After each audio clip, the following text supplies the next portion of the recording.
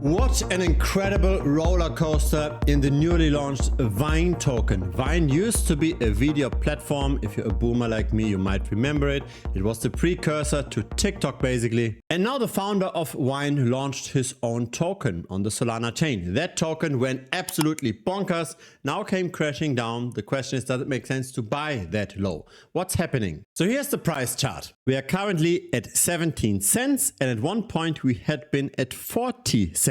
So a drop of 57%. Now there's also a point marked on this chart at 6 cents. That's when a crypto YouTuber Archie Lim bought the token. So we got an alert, we tracked some of his wallets. He's quite popular in the Philippines. He's got 72,000 subscribers and he absolutely crushed it with those trades. So he bought over here, then he sold after a more than 3x to then buy back in again and to then sell again very close to the top. Since then he hasn't touched the token. Now here's the website, quite straightforward, just a small description together with the token address. And here's the proof that this is not a scam, because the founder of Vine, Russ, he tweeted about Vinecoin several times on his channel and he is believing that the token will hit $1 billion. Currently, the market cap is at 127 million. Now, is that realistic? Are we going to see more than a 5x from here? Does it make sense to buy this bottom? Let's have a look at the on-chain metrics most people are not considering. We've now got more than 100,000 holders on-chain, or to be more exact, 102,482 wallets hold Vinecoin. Now the trading volume seems to be somewhat evenly split among the different trader segments. So here's the trading volume by the wallets that have less than $1,000 worth of the token. Here is the wallets up to 10,000. Here's the wallets up to 100,000 and here is the whales. There are in total more than 100,000 wallets. However, if we only count the wallets that have at least 6,000 tokens, so that's roughly $1,000 worth of the token, then it's less than 9,000 such wallets that hold a significant amount. When we go another 10x in minimum holding, so $10,000, then we've got 1,700 such wallets, another 10x, so now $100,000 worth of the token. We only have 224 such wallets. Now what's very interesting is that we've seen this massive pump and dump in the price, and it was actually the small retail wallets that sold a lot of the token as well. So have a look at the number of small retail wallets. It peaked at 66,000 and now went down to 30,000. For the other wallet cohorts, we didn't see that much of a decline. In fact, the larger the wallet size, the more we see accumulation during that crash. How is that possible? We're going to look at this at the end of this video. Now, we are currently in an expanding market. There's money flowing in from traditional finance into crypto. We can see this in the stablecoin market cap. I like this chart quite a lot because it has very little volatility and it shows us very clearly if we are currently contracting and we should be betting on falling prices, or if we are expanding and money is flowing into crypto and we should be betting on rising prices. Since October of 2023, the circulating stable supply has grown by 62%. We are now at $188 billion. When you're sending your hard-earned fiat to Binance, Binance then sends this over to a stablecoin issuer that takes custody of the funds and that then afterwards issues the tokens on the blockchain. And we can see the issuance here in the chart. The thing is though that returns are now very much asymmetric. We can't anymore just buy 100 different altcoins and hope to outperform Bitcoin with that. Have a look at the top performing categories in the last 7 days. It's meme coin related, it's the pump.fun ecosystem, it's AI. So unless your portfolio has nothing but AI and meme coins, you're likely underperforming just plain and simply holding Bitcoin. Here is what didn't perform that well. Privacy coins, real world asset protocols, bridge tokens, proof of work tokens, lending and borrowing protocols. And why did those tokens perform worse than say the meme coins and the AI agents? It's because of tokenomics. Everybody got burnt after the DeFi summer because of token unlocks, right? Venture capitalists sold all their allocations. And so when we're speculating with a lot of risk anyways, when we buy all of those altcoins and we want to get the upside, why not simply play fairly player versus player? This is, I believe, why AI and why the meme coins are doing that well. Here, have a look at this, right? This is the tokenomics of the balancer token. This is how much the balancer supply increased over time. Within the span of 4 to 5 years, the supply more than 3x'd. And that then means that the token has to underperform Bitcoin and Ethereum.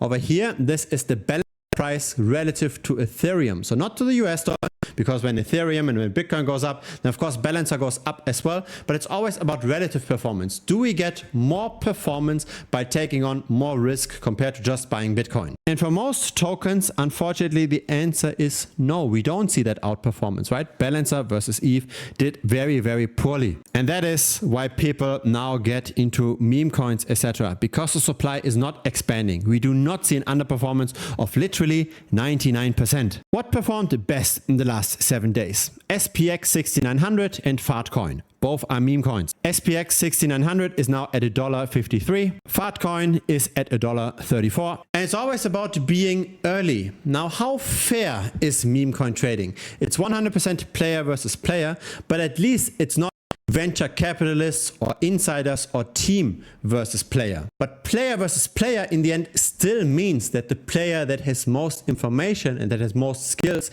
tends to make most money. So simply just gambling on altcoins isn't going to cut it. It's about getting the right info. And so have a look at SPX 16900. There are several alerts here, and Kyle Chessy bought the token at 47 cents. Again, now we are more than 3x that value. Or have a look at Fartcoin. Kyle Chessy bought at 4.5 cents. And he's not buying small amounts, right? He's buying 20K over here. Those 4 to 5 cents turned into $1.34. So that's a 25x from here, right?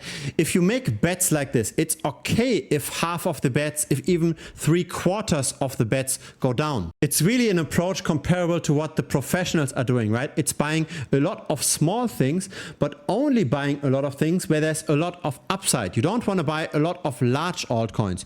You want to buy a lot of small ones, and you want to only buy the things where the insiders have some knowledge. So I've talked about Kyle Chessy now twice in this video. Here is his YouTube channel. He's got 141,000 subscribers. And the reason why we've got these kind of alerts is because we track his wallets. We've got 12 of Kyle Chessy's wallets in total. Have a look at this. This is Crypto Banter. They've got 1.1 million subscribers. And here's the thing with crypto. There isn't a lot of regulation, right? A lot of people simply buy a token and then afterwards promote it on YouTube. And so when a channel with 1.1 million subscribers talks about a token, of course this generates attention. Of course attention leads to purchases, and of course purchases lead to rising prices. And we've got 33 of Crypto Banter's wallets. We know when they are buying and selling. Or check this out. Alex Becker's channel, 1.55 million subscribers, even more. We've got 12 of his wallets. Making money in crypto, I believe, is all about buying with the anticipation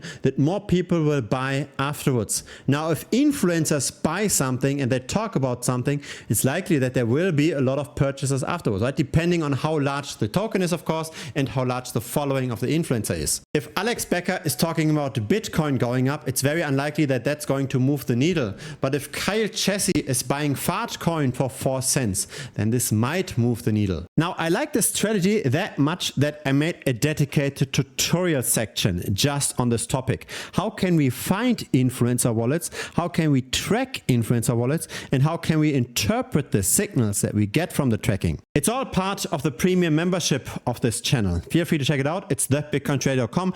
Premium is not just about wallet tracking. It's also about risk mitigation. It's also about on-chain analytics. There's more than 100 tutorial videos in total in premium. So feel free to check it out. It's currently $165 per month. There's also a 1-week money back guarantee. So in case you don't learn anything, etc., just message me within the first 7 days and I refund you 100%. There's really zero risk for you. Now, I promised that we're going to look at this data in more detail, right? The small holders tend to have sold during the crash and the whales tend to have bought.